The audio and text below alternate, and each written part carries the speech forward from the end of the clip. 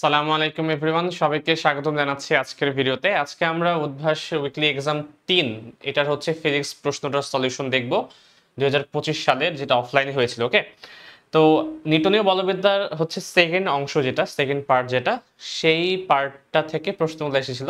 Second part বলতে হচ্ছে তোমাদের যে কৌণিক যে অংশটুকু আছে, জড়তার ভ্রামক থেকে শুরু করে শেষ পর্যন্ত অতটুকু পার্ট নিয়ে হচ্ছে যে অংশটা, সেই অংশটাই হচ্ছে উইকলি 3 আন্ডারে ছিল। তো সেখান থেকে আমি টোটাল 2 সেট প্রশ্ন আমি পেয়েছি, বাট 2টা সেটের প্রশ্নের মধ্যে ম্যাক্সিমাম প্রশ্ন হচ্ছে কমন ছিল, মানে একই টাইপের কোয়েশ্চেন, হয়তোবা ভ্যালু চেঞ্জ অথবা হচ্ছে একটু একটু চেঞ্জ করা আছে। তো সবগুলোই কোয়েশ্চেন এই কারণে আমি রাখিনি, যেহেতু সেম টাইপের কোয়েশ্চেন আমি হচ্ছে 2টা থেকেই মার্চ করে মোটামুটি যেগুলো হচ্ছে একটু আলাদা, সবগুলো হচ্ছে একটা একটা করে নিয়ে টোটাল 7টা প্রশ্ন হয়েছে। এই 7টা প্রশ্ন নিয়ে আজকে আমরা আলোচনা করব।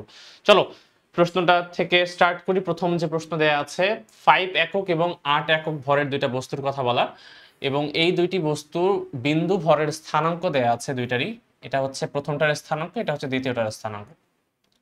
প্রথম কণার জেড অক্ষের সাপেক্ষে জড়তার ভ্রামক হচ্ছে 25 একক। প্রথম কণাটার জেড অক্ষের সাপেক্ষে জড়তার ভ্রামক দেয়া আছে, এবং দ্বিতীয় কণাটির জেড অক্ষের সাপেক্ষে সেটা 2 একক কৌণিক বেগে যদি ঘূর্ণনশীল হয়, তা এবং তার যদি ভরবেগ হচ্ছে 64 একক হয়, তাহলে আমাকে বের করতে বলেছে এখানে যে মিসিং যে দুইটা ভ্যালু ছিল এক্স এবং ওয়াই, এই এক্স এবং ওয়াই এর ভ্যালু আমাকে বের করতে বলেছে। আমাকে দেখতে হবে শর্তগুলোর সাপেক্ষে, আমাকে বের করার ট্রাই করতে হবে যে শর্ত যেটা দেয়া আছে তার সাপেক্ষে কিভাবে অ্যাপ্রোচ করা যায়। প্রথম যেহেতু বলা আছে যে প্রথম বস্তুর ভর দেয়া এবং তার স্থানাঙ্ক দেয়া এবং তার জেড অক্ষের সাপেক্ষে জড়তার ভ্রামক দেয়া, তাহলে প্রথম যে বস্তুটি আছে, প্রথম বস্তুটার ক্ষেত্রে আমরা যদি হিসাব নিকাশ করি একটু, তাহলে প্রথম বস্তুটার জন্য আমরা জেড অক্ষের সাপেক্ষে জড়তার ভ্রামকের সূত্রটা কি লিখতে পারি বলতো? এরকম লিখতে পারি, কল্পনা করিয়েছি এটা হচ্ছে এক্স ওয়াই তলে অবস্থিত বস্তুটি। ঠিক আছে, এক্স ওয়াই তলে যদি অবস্থিত হয়, তাহলে আমরা লম্ব অক্ষ উপপাদ্য অনুসারে বলতে পারি আই জেড সমান m x square plus Y square. এটা এই সূত্র দিয়ে আমরা মোটামুটি বের করতে পারবো একটা শর্ত, যেখানে আই জেড এর ভ্যালু তোমার কাছে বলে দিয়েছে 25, এম হচ্ছে প্রথম বস্তুর জন্য হচ্ছে 5 into x square plus Y square. তাহলে এখান থেকে আমরা x square plus Y square সমান একটা কিন্তু সমীকরণ বের করতে পারবো, এবং সেটা হবে তোমার 5। তো এই যে সমীকরণটা, এটা আমি রেখে দিই, এটাকে ইউজ করবো পরবর্তীতে। আগে দ্বিতীয় যে শর্তটা আছে সেই দ্বিতীয় শর্তটা অ্যাপ্লাই করার চেষ্টা করি। তো দ্বিতীয় যে বস্তু আছে সেই দ্বিতীয় বস্তুর জন্য শর্তটা কি বলা, যে তার কৌণিক ভরবেগ হচ্ছে দেয়া আছে, তার হচ্ছে কৌণিক বেগ দেয়া আছে। তাহলে ভরবেগের সাথে কৌণিক বেগের যে সম্পর্ক সেটা আমরা কি জানি, কৌণিক ভরবেগের সাথে কৌণিক বেগের সম্পর্ক হচ্ছে এল সমান আই ওমেগা। তো এখান থেকে আমি আইটা বের করতে পারি, আইটা বের করতে পারবো, এবং এই আইটা কিন্তু আই জেড, তাই না? কারণ দ্বিতীয় কণাটিরও কিন্তু জেড অক্ষের সাপেক্ষে কৌণিক বেগ দেয়া আছে এবং ভরবেগ দেয়া আছে। তো জেড অক্ষের সাপেক্ষে যেহেতু, তাহলে এটা আসলে তোমার আই জেড দ্বিতীয় বস্তুর জন্য, সেটা এল বাই ওমেগা থেকে আমি পাবো। তাহলে এল হচ্ছে তোমার 64 এবং ওমেগা হচ্ছে তোমার 2, তাহলে এখান থেকে পাওয়া যাবে হচ্ছে 32 একক। ওকে, তাহলে দ্বিতীয় বস্তুটার আইজেড সমান আমি আবার কি বলতে পারি, আগের সূত্র অনুসারে m into x square plus Y square, এই মোতাবেক। তাহলে এম হবে দ্বিতীয় বস্তুটার ভর কত, 8, তাহলে 8 into x square plus Y square, তাহলে X square plus zero square হয়ে যাবে। তাহলে এক্স স্কোয়ার প্লাস হচ্ছে জিরো স্কোয়ার ইকুয়ালস টু হচ্ছে তোমার 32 দ্বিতীয় বস্তুর জন্য। তাহলে এখান থেকে আমি এক্স স্কোয়ার সমান কি পাই, 4, বা তুমি বলতে পারো এক্স সমান হচ্ছে প্লাস মাইনাস 2। তো দেখো এক্স এর ভ্যালুটা তুমি পেয়ে গেছো। তো এই যে ভ্যালুটা, এই ভ্যালুটাই যদি এখন আমি এখান থেকে এনে এই জায়গাতে বসাই, তাহলে ওয়াই এর ভ্যালু পেয়ে যাওয়া উচিত। তাহলে এক্স এর ভ্যালু যদি আমি এক্স স্কোয়ার জায়গায় যদি আমি 4 বসাই, তাহলে ওয়াই স্কোয়ার সমান আমি পেয়ে যাব হচ্ছে 1, বা আমি বলতে পারি আমার ওয়াই সমান হচ্ছে প্লাস মাইনাস 1। এই হচ্ছে আমাদের দুইটা আনসার। যে দুইটা আনসার আমাকে বের করতে বলেছিল যে এক্স এর ভ্যালু কত এবং ওয়াই এর ভ্যালু কত, এই দুটা কিন্তু বের হয়ে গেছে। শুধুমাত্র শর্তটা অ্যাপ্লাই করলাম, শর্তটা অ্যাপ্লাই করলেই আমার হয়ে গেল। চলে যাব নেক্সট প্রবলেমে। এখানে বলা আছে কি, 200 গ্রাম ভর এবং 10 সেন্টিমিটার ব্যাসার্ধের একটি গোল একটি চাকতি দেয়া আছে, তার কেন্দ্রগামী অক্ষের সাপেক্ষে এত কৌণিক বেগে ঘোরে, তার কৌণিক বেগ দেয়া আছে। হঠাৎ 20 গ্রাম ভরের একটি মোমের টুকরাকে যদি চাকতির কেন্দ্র থেকে 8 সেন্টিমিটার দূরে আমি রেখে দেই, তাহলে চাকতিটির নতুন কৌণিক বেগ কত হবে, এটা আমাকে বের করতে বলা হয়েছে। একটু ফিগারটা ড্র করে বোঝার চেষ্টা করি ঘটনাটা কি আসলে। ঘটনাটা হচ্ছে এরকম যে একটা চাকতি আছে, এবং সে তার সেন্টার বরাবর যায় এমন যে কোনো একটা অ্যাক্সিস কল্পনা করো, সেই অ্যাক্সিসের সাপেক্ষে সে হচ্ছে রোটেট হচ্ছে। এবং তার ইনিশিয়াল কন্ডিশনে দেয়া আছে, তার ভর কত, ব্যাসার্ধ কত এবং তার কৌণিক বেগ কত সব বলা আছে। এখন আমি করলাম কি, এখানে আরেকটা বস্তুকে আমি অ্যাড করে দিলাম, এখানে, এবং সেই বস্তুটি আমি কল্পনা করলাম m ভরের, এবং সেখান থেকে হচ্ছে ধরলাম আমি x দূরত্বে বা h দূরত্বে অবস্থিত। আমাকে বলা হলো তাহলে বর্তমানে তার কৌণিক বেগটা কত হবে। স্বাভাবিকভাবেই কখনো যদি কারো উপর ভর চাপিয়ে দেওয়া হয়, তার জড়তার ভ্রামকের মানটা বেড়ে যাবে আগের থেকে, আর জড়তার ভ্রামকের মান বেড়ে গেলে কৌণিক বেগ অটোমেটিক্যালি কমে যাবে, কারণ আমরা জানি যে কোনো ঘূর্ণায়মান বস্তু তারা হচ্ছে কৌণিক ভরবেগের নিত্যতা সূত্রটা ফলো করবে যদি তাদের উপর কোনো এক্সটার্নাল টর্ক না থাকে। তো এখানে এক্সটার্নাল টর্কের কোনো হচ্ছে কিছু ইনফরমেশন দেওয়া নেই, তার মানে কল্পনা করছি কোনো এক্সটার্নাল টর্ক নেই। তাহলে নেট এক্সটার্নাল টর্ক যদি 0 হয়, তাহলে আমি বলতে পারি যে আদি কৌণিক ভরবেগ এবং শেষ কৌণিক ভরবেগ বস্তুর পরস্পর সমান হওয়া উচিত। তাহলে সেই ক্ষেত্রে আমি বলতে পারি কৌণিক ভরবেগের যে সূত্র আছে I1 ω1 ইকুয়ালস টু হচ্ছে I2 ω2। তো আমাকে হচ্ছে শুধুমাত্র ω1 তো প্রশ্নে দেয়াই আছে, আদি কৌণিক বেগ কত, আরপিএম এককে আমরা বের করবো, ঠিক আছে, আরপিএম এককে রাখবো, আর শুধুমাত্র আমাকে I1 এবং I2 টা বের করতে পারতে হবে। চলো I1 এবং I2 টা বের করার চেষ্টা করি। প্রথমত I1 টা যদি বের করার চেষ্টা করি, I1 প্রাথমিক অবস্থায় এই মোম কিন্তু ছিল না, শুধুমাত্র 200 গ্রাম ভরের এত ব্যাসার্ধের একটি গোল চাকতি ছিল, শুধুমাত্র সে একাই ছিল। তো গোলাকার কোনো চাকতির তার কেন্দ্রগামী অক্ষের সাপেক্ষে জড়তার সহগ, এটা কিন্তু মুখস্থ রাখতে হবে আমাদেরকে, সেটা হচ্ছে হাফ এম আর স্কয়ার। তাহলে হাফ এম আর স্কয়ার, তাহলে সূত্র কি, হাফ এম এর ভর কত, 200 গ্রাম, সো আমি কেজিতে বললে 0.2 আসবে, ইন্টু আর স্কয়ার মানে 0.1 হোল স্কয়ার। তো এটা যদি আমি হিসাব করি, একটু হিসাব করলে কত আসে দেখি, হাফ 0.2.1 স্কয়ার, এটা আসে হচ্ছে তোমার 1 × 10⁻³ 1 × 10⁻³ কেজি মিটার স্কয়ার। ওকে, তো এই হচ্ছে তোমার I1 এর ভ্যালু বের হলো। একই রকম ভাবে আমি চাইলে কিন্তু I2 টাও বের করতে পারবো বস্তুটার ক্ষেত্রে। I2 টা কি হবে এখন I2 এর ক্ষেত্রে ওই বস্তুটা আগের মতোই আছে, প্লাস এর সাথে আরেকজন এসে জুড়ে বসেছে, একটা ছোট্ট একটা কণা, মোমের একটা বস্তু, মোমের একটা কণা কল্পনা করতে পারো, মোমের টুকরা, এই টুকরাটা h দূরত্বে আছে। তার মানে I2 এর ভ্যালুটা I1 তো হবেই, তার সাথে সাথে আবার m × h² হবে। বোঝা গেছে, তাই না? এ তো হবেই, বাট এটা অ্যাড হওয়ার কারণে এর জড়তার ভ্রামকটাও হচ্ছে কিন্তু এখানে অ্যাড হয়ে যাবে। তাহলে ভ্যালুটা কত আসে দেখি, 1 × 10⁻³ এম কত, এখানে হচ্ছে এম দেয়া আছে 20 গ্রাম ভরের, তার মানে 20 কে 1000 দ্বারা ভাগ করো, ইন্টু হচ্ছে কত দূরত্বে আমি একে অ্যাড করেছি, এটা হচ্ছে 8 সেন্টিমিটার, মানে 0.08 স্কয়ার। তাহলে এখান থেকে তুমি কিন্তু I2 এর আরেকটা ভ্যালু পেয়ে যাবা। তো আগেরটার সাথে হচ্ছে যোগ করে দিব, আগেরটার সাথে যোগ করবো হচ্ছে 20/1000 ইন্টু 0.08 হোল স্কয়ার। তাহলে এটা যদি হিসাব করি, এটা একেবারে সম্পূর্ণ মানটাই নেই, 1.128 ইন্টু 10⁻³ কেজি মিটার স্কয়ার, এটা তো আসছে তাই না, 1.128। দেখো আমি অনেক বড় মেথডে করতেছি তোমাদেরকে বোঝানোর জন্য, তোমরা যারা বুঝতে পারছো তারা তোমরা হচ্ছে এই কাজটা হুবহু নিচের লাইনে লিখে এক লাইনই করতে পারো প্রবলেমটা, মানে এত বড় করে করার দরকার নেই। বারবার এতে হয় কি, বারবার ক্যালকুলেশনের জন্য তোমার সময় বেশি লাগে, বাট তোমরা যদি বুঝতে পারো জিনিসটা একবারেই, তাহলে তুমি ডিরেক্ট এই জিনিসটাই হচ্ছে I1 এর নিচে বসাবা, I2 এর নিচে এই জিনিসটাই ডিরেক্ট এখানে বসাবা, তাহলে কিন্তু এক লাইনেই প্রবলেমটা হয়ে যাবে, খুবই তাড়াতাড়ি তুমি প্রবলেমটা সলভ করতে পারবা। বাট যেহেতু আমি হচ্ছে সবাই এখানে ভিডিও দেখছো, তো সবার কারণে আমি একটু জিনিসটাকে একটু ভালো মতো করে দেখাচ্ছি আলাদা আলাদা হবে, ওকে, বাট সময় বাঁচানো পসিবল এখানে। দেখো I1 এর ভ্যালু 1 × 10⁻³ ওমেগাকে আমি আরপিএম এককে রাখবো, তাহলে ω2 টা হচ্ছে আরপিএম এককেই আসবে, আমি আনসারটা সেম এককে রাখতে চাচ্ছি। I2 হচ্ছে একই রকম ভাবে 1.128 × 10⁻³ ইন্টু হচ্ছে ω2, তাহলে এখানে আমার ω2 টা আরপিএম এককে কত আসে দেখি। তাও 10⁻³ তো কেটে যাচ্ছে, লেখার দরকার নেই, 40 কে শুধুমাত্র 1.128 দ্বারা ভাগ করে দিই, তাহলেই হয়ে যাবে 40/1.128 হয়ে যাচ্ছে আমার 35.46 আরপিএম। এখানে নির্দিষ্টভাবে বলে দেওয়া নেই তোমাকে যে ω2 টা তোমাকে হচ্ছে রেডিয়ান পার সেকেন্ডে বের করতে হবে। সো তুমি যদি আনসার এটাও রাখো কোনো সমস্যা নেই, 35.46 আরপিএম এই এককে রাখলেও কোনো সমস্যা হবে না, এটা তুমি আনসারের রূপে রাখতে পারো।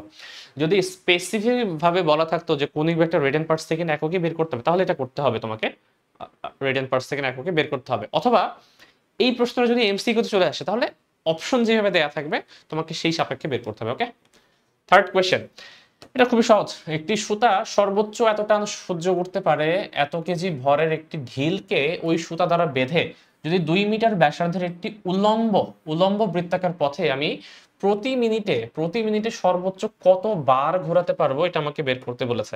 তো যে কোনো উল্লম্ব পথে যদি আমি একটা বস্তুকে রোটেট করাই, তাহলে আমরা জানি সুতার উপর সর্বোচ্চ যে টানটা কাজ করে, একটা সুতার উপর সর্বোচ্চ যে টানটা কাজ করে সেটা কোথায় কাজ করে, তার ঠিক নিচের পয়েন্টে, তাই না? উল্লম্ব বৃত্তাকার পথে যখন আমরা যাই তখন ঠিক তার নিচের পয়েন্টে সর্বোচ্চ টানটা কাজ করে, কারণ এর উপরে একটা এমজি ফোর্স কাজ করে নিচের দিকে এবং একটা সিডো ফোর্স কাজ করে এমভি স্কয়ার বাই আর নিচের দিকে, বা যেটাকে আমরা হচ্ছে কেন্দ্র বিমুখী বল বলি, এবং আরেকটা হচ্ছে সুতার টান কাজ করে এই দিক বরাবর। আমি আগেও বলেছি কেন্দ্র বিমুখী বলে নাই, বাট আমরা হচ্ছে হিসাব করার জন্য সুবিধার্থে এদিকে ধরে দিই। তাহলে সুতার যে টানটা কাজ করবে সেটা ম্যাক্সিমাম কিন্তু এখানেই হয়। উপরের দিকে দুইটা বিপরীত দিকে হতো, এমজি নিচের দিকে হতো, এমভি স্কয়ার বাই আর উপর দিকে হতো, সেই ক্ষেত্রে দুইটা বিয়োগ হতো, বাট এখানে দুইটা যোগ হবে। তাহলে সুতার টানটা নিচে নিম্ন বিন্দুতে, সর্বোচ্চ নিম্ন বিন্দুতে হচ্ছে তোমার সুতার টান সর্বোচ্চ হয়।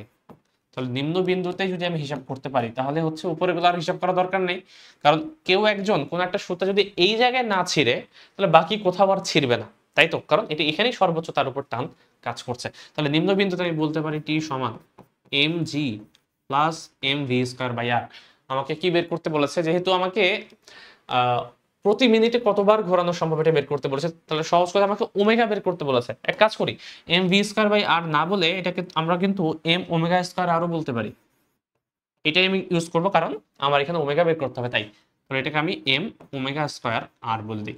এখান থেকে ওমেগার ভ্যালুটা একটু বের করার চেষ্টা করি। টান হচ্ছে তোমার 15, এম 0.9 ইন্টু 9.8, এম হচ্ছে আবার 0.9, ওমেগা আমি বের করব এবং আর হচ্ছে তোমার 2 মিটার। তো এখান থেকে আমরা এক কাজ করি, ওমেগার ভ্যালুটা কত সেটা একটু বের করে নিই, দেখি কত আসে। 15 থেকে আমি 0.9 ইন্টু 9.8 বাদ দিয়ে দিব, ভাগ করে দিব হচ্ছে 0.9 এবং 2 কে। তাহলে এরপর যদি রুট করি তাহলে আমার চলে আসবে হচ্ছে ওমেগার ভ্যালুটা 1.85 রেডিয়ান পার সেকেন্ড। দেখো এটা কিন্তু রেডিয়ান পার সেকেন্ড এককে বের হলো, বাট আমাকে বের করতে বলেছে কি, কোন এককে? প্রতি মিনিটে সর্বোচ্চ কত বার ঘুরবে। প্রতি মিনিটে মানে মিনিট, বার মানে হচ্ছে রেভলিউশন, তাহলে রেভলিউশন পার মিনিট এককে তোমাকে বের করতে বলা হয়েছে। এবং আমরা জানি রেভলিউশন পার মিনিট এই একক মানে হচ্ছে কি, আমাকে আরপিএম এককে বের করতে হবে। এই যে ভ্যালুটা আছে এই ভ্যালুটাকে হচ্ছে আমি কি করব, 60 ডিভাইডেড বাই 2 পাই করে দেবো, তাই না? করে দাও, কত আসে দেখি, ইন্টু 60 ভাগ 2 পাই, এটা আসে 17.7, অর্থাৎ 17.7 আরপিএম, রেভলিউশন পার মিনিট। এটাই বাংলা হচ্ছে প্রত্যেক মিনিটে সে কতবার ঘুরবে সেটা। তাহলে তোমার আনসার হবে 17.7 আরপিএম, এটাই আনসার। ওকে, দেখো বোঝা যাচ্ছে কিনা? এটা যদি বোঝা যায় মনে হয় সমস্যা হওয়ার কথা না। চলে যাব নেক্সট প্রশ্নে, 4 নম্বর প্রশ্নে বলা আছে মূল বিন্দুতে আবদ্ধ এত মিটার দৈর্ঘ্য বিশিষ্ট একটি দণ্ডের মধ্যবিন্দুতে আমি হচ্ছে এত বল দ্বারা ঘূর্ণন সৃষ্টি করলাম। তাহলে কৌণিক ত্বরণ আমাকে নির্ণয় করতে বলা হয়েছে যদি জড়তার ভ্রামকের মান 7 কেজি মিটার স্কয়ার হয়। তাহলে ওকে, দেখো প্রথম কথা হচ্ছে একটা বস্তু আছে, সেই বস্তুর যে দৈর্ঘ্যটা সেই দৈর্ঘ্যটা বলা আছে, কিন্তু আমি হচ্ছে মধ্যবিন্দুতে একটা ফোর্স অ্যাপ্লাই করলাম, একটা যে কোনো একটা র্যান্ডম একটা ফোর্স দেওয়া আছে। তো চলো আমরা একটা চিত্রটা আঁকার চেষ্টা করি কি রকম জিনিস। তো এরকম হচ্ছে ধরলাম একটা দণ্ড, ধরলাম আমি, ঠিক আছে? আমি ধরলাম যে এই অক্ষের সাপেক্ষে হচ্ছে সে রোটেট করবে। এই যে দণ্ডটার দৈর্ঘ্য, এই দণ্ডটার দৈর্ঘ্য হচ্ছে আর ভেক্টরের সাপেক্ষে ব্যাখ্যা করা। এর ঠিক মিডল পয়েন্টে আমি একটা ফোর্স অ্যাপ্লাই করলাম। ফোর্সটা কোন ডিরেকশন বরাবর আমরা জানি না, বাট আমরা একটা হচ্ছে আপাতত ধরে নিয়েছি এই ডিরেকশন বরাবর একটা ফোর্স অ্যাপ্লাই করেছি এফ। তো আমাকে বের করতে বলেছে যে এই যে আমি হচ্ছে মূল বিন্দুর সাপেক্ষে, যেহেতু মূল বিন্দু মানে 0,0,0,0, তাই না? এটা হচ্ছে তোমার মূল বিন্দু 0,0,0, এই বিন্দুতে হচ্ছে আবদ্ধ আছে এবং এর সাপেক্ষে হচ্ছে রোটেট করবে। তাহলে এই টোটাল আর ভেক্টরটা তোমার কাছে দেয়া আছে, বাট আমি যে জায়গায় ফোর্স অ্যাপ্লাই করছি সেটা কিন্তু আর ভেক্টরে না, বরং r/2 একক দূরত্বে। তাহলে আমাকে দেখতে হবে যে এতটুকু ভেক্টরটা কত, এটাই হচ্ছে আমার আর ভেক্টর, যেই আর ভেক্টর ইউজ করতে পারবো আমি টর্ক নির্ণয় করার জন্য, কারণ টর্ক সমান আমরা কি জানি, টর্ক সমান আমরা জানি হচ্ছে আর ক্রস এফ। বাট এই আরটা কি, এই আরটা কিন্তু বস্তুটার দৈর্ঘ্য মিন করে না, এই আরটা মিন করে তুমি যে ফোর্সটা অ্যাপ্লাই করছো সেই ফোর্সটা যেই ঘূর্ণন অক্ষটা আছে সেই ঘূর্ণন অক্ষ থেকে কত ডিস্টেন্সে বা কোন ভেক্টর দ্বারা তুমি প্রকাশ করতে পারো ততটুকু। তো তোমার আর হচ্ছে অ্যাকচুয়ালি এতটুকু, বাট যেহেতু প্রশ্নে তোমার আর সমান হচ্ছে এই টোটালটাকে বোঝিয়েছে, তাহলে যখন আমি টাউ নির্ণয় করব, টাউ নির্ণয় করার সময় শুধুমাত্র আর ক্রস এফ লিখলে হবে না, বরং এখানে সামনে একটা হাফ দিতে হবে, কারণ এই হাফ আরটাই তোমার হচ্ছে আর ক্রস এফ এই সূত্রের আর, অর্থাৎ আমি ঘূর্ণন অক্ষ থেকে কত দূরত্বে ফোর্সটা অ্যাপ্লাই করলাম সেটাই হচ্ছে তোমার আর। তাহলে এই সামনে একটা হাফ দিতে হবে আমাকে, বুঝছো? তাহলে হাফ যদি দিতে হয় তাহলে এখন বাকি কাজটা তো ইজি, আমি শুধুমাত্র ক্রস গুণ করলেই হয়ে যাবে। হাফটাকে বাইরে রাখি, এই আর ক্রস এফ হিসাব করি আই জে কে, তাহলে কত আসে দেখি, 2 - 3 1 3 - 2 1। হাফটা বাইরেই থাক, সমস্যা নাই। আমি যদি হচ্ছে হিসাব করি কত আসবে, -3 + 2 মানে -1, একবারে দেখে দিই না, -i, দেন যে যদি হিসাব করি তাহলে 2 - 3 আবার হচ্ছে মাইনাসে আসছে, আচ্ছা না প্লাস আসবে, প্লাস হচ্ছে যে কে যদি হিসাব করি -2 + 9 মানে 5 আসবে, এরকম আসে, -i + j + 5k। ঠিক আছে, তো এখন আমরা করব কি, এই টাউ তো আমার বের হলো, আমার দরকার কি বলেছে, টাউ কিন্তু বের করতে বলেনি, বের করতে বলেছে কৌণিক ত্বরণ কত। জড়তার ভ্রামক যেহেতু দেয়া আছে তাহলে কৌণিক ত্বরণকে আমাকে বের করতে পারবো না, কৌণিক ত্বরণের সাপেক্ষে জড়তার ভ্রামকের যে সম্পর্কটা সেটা হচ্ছে টাউ সমান আই আলফা ভেক্টর রূপে। তাহলে আমি যদি বলি আলফা সমান কত, তাহলে আলফা সমান হবে টাউকে শুধুমাত্র আই দ্বারা ভাগ করে দাও। তাহলে একে যদি আমি আই দ্বারা ভাগ করি, আই কত 7, তাহলে একে 7 দ্বারা ভাগ করলে কি জাস্ট 14 হবে, নিচে 1/14, আর ভিতরে সেমই থাকবে -i + j + 5k। তোমরা চাইলে হচ্ছে ভ্যালুটা বের করতে পারো, এটা হচ্ছে ভেক্টর আকারে হচ্ছে আমি বের করলাম যে ত্বরণটা কত, কৌণিক ত্বরণটা। আমাকে যদি বলা হতো যে মান আকারে বের করো, তাহলে আমি মানও চাইলে বের করতে পারবো। আমরা কিভাবে মান বের করার জন্য শুধুমাত্র সবগুলোকে স্কয়ার করে যোগ করে দিব। ওকে, কত আসে দেখি, 1 + 1 + 5 স্কয়ার, একে রুট করে দেই, রুট করে হচ্ছে 14 দ্বারা ভাগ করি, আসছে হচ্ছে 0.371, 0.371 রেডিয়ান পার সেকেন্ড স্কয়ার। যদি হচ্ছে এসআই এককে দেওয়া হচ্ছে সব না, ঠিক আছে, তাহলে রেডিয়ান পার সেকেন্ড স্কয়ারে আসবে।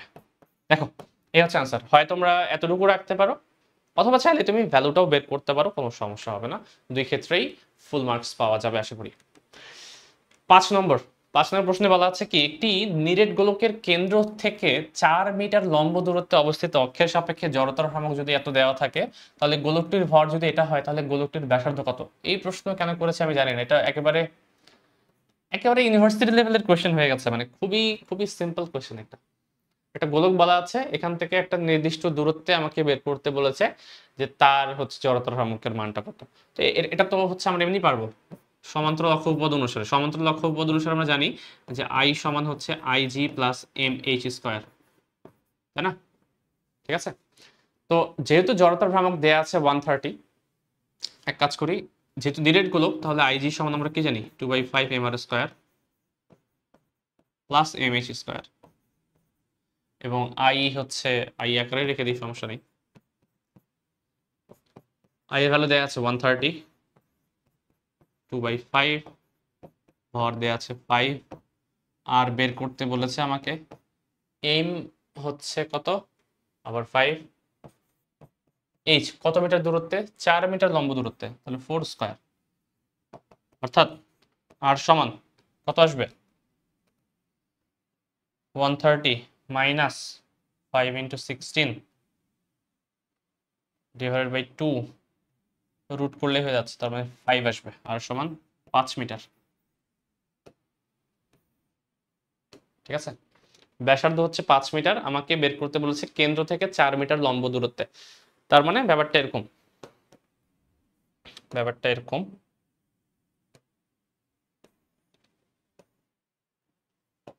এটা হচ্ছে তোমার সেন্ট্রাল অ্যাক্সিস, এই টোটালটা হচ্ছে 5 মিটার। তাহলে এখান থেকে 4 মিটার দূরত্বে কেন্দ্র থেকে, তার মানে হচ্ছে এই অক্ষের সাপেক্ষে ধরলাম, এই অক্ষের সাপেক্ষে যদি ঘুরতো তাহলে তার জড়তার ভ্রামকের মানটা কত, এটা বের করতে বলেছে।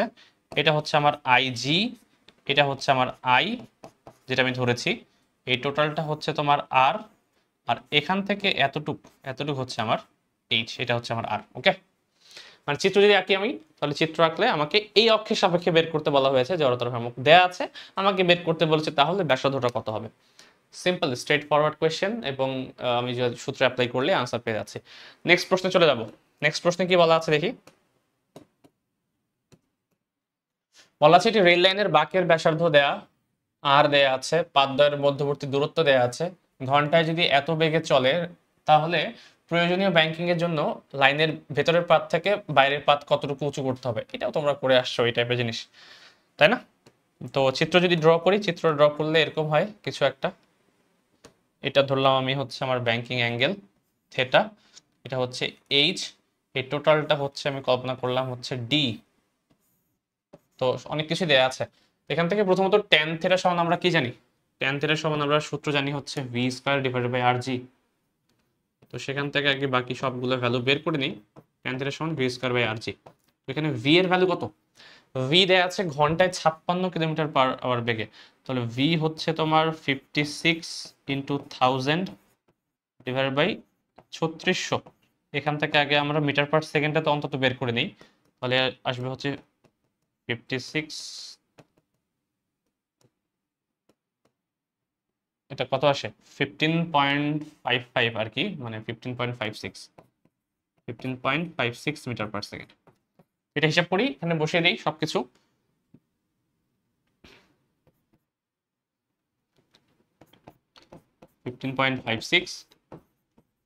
বাকের ব্যাসার্ধ কত দেওয়া আছে 600, 9.8, কত আসে দেখি, এটাকে স্কয়ার করো ডিভাইডেড বাই 600 ইন্টু 9.8, এটা আসে হচ্ছে 0.04, 0.04। এটা কিন্তু অনেক ছোট ভ্যালু। আমরা জানি যদি ট্যান থিটা অনেক ছোট একটা ভ্যালু দেয়, তাহলে এই জিনিসটাকেই আমি অ্যাকচুয়ালি সাইন থিটা বলতে পারি, তাই না? যদি অনেক ছোট ভ্যালু হয়, যেহেতু ছোট ভ্যালু এসেছে, তার মানে আমি ট্যান থিটার ভ্যালুটাকে আমি সাইন থিটা কল্পনা করতে পারি। এবং সাইন থিটা সমান আবার কি বলা যায়, লম্ব বাই অতিভুজ, তাহলে এইচ ডিভাইডেড বাই ডি।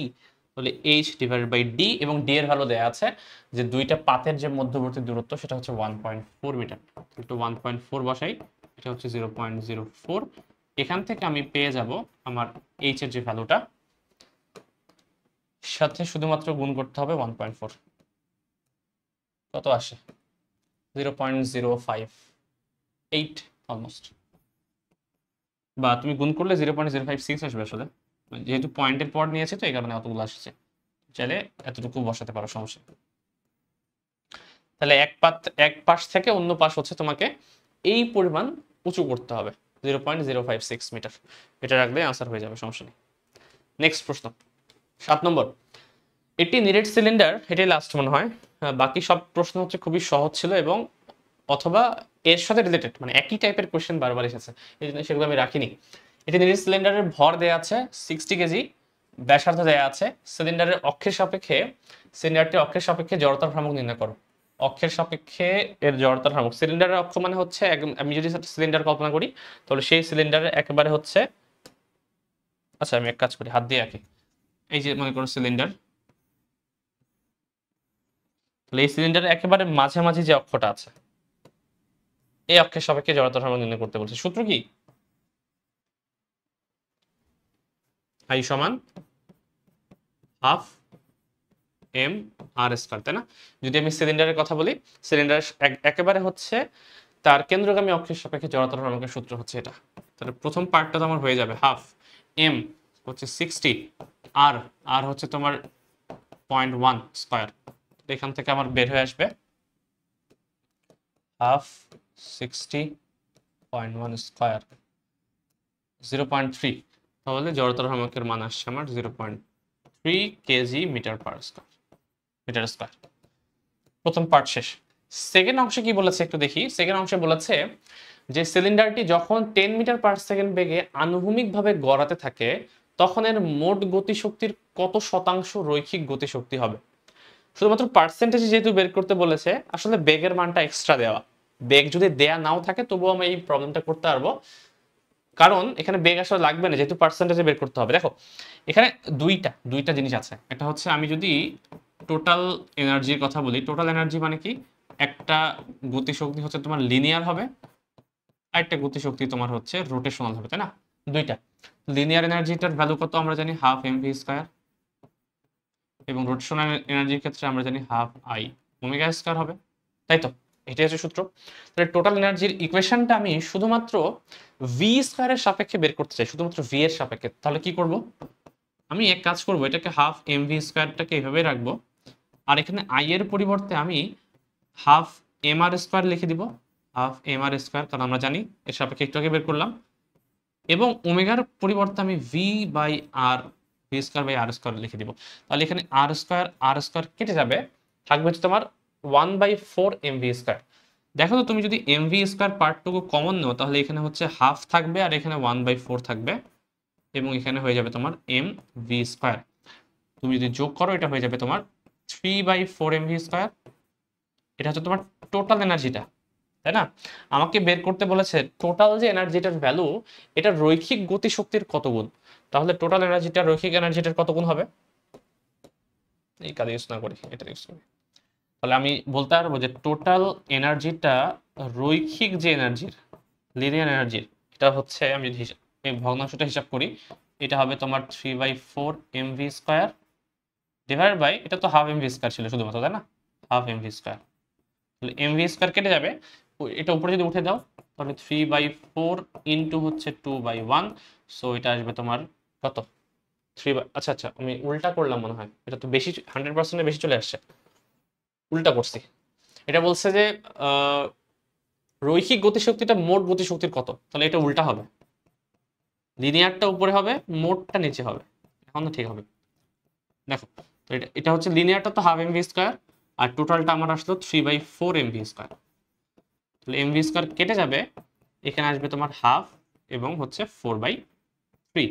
তাহলে এটা যদি হিসাব করি তাহলে 2/3 আসছে, বা পার্সেন্টেজ হিসাব করলে 66.67% হবে, মানে ইন্টু যদি 100% করো আর কি, তাহলে ঠিক আছে।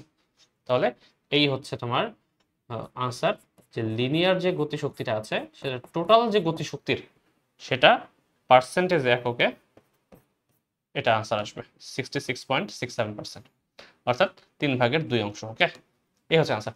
তো এই বেগটা শুধু ইউজ করার প্রয়োজনই পড়লো না আমার, যদি হচ্ছে বেগটা দেয়া নাও থাকতো, এই কোশ্চেনটার আনসার কিন্তু আমরা চাইলে এইভাবেও করতে পারি, কোনো সমস্যা নেই।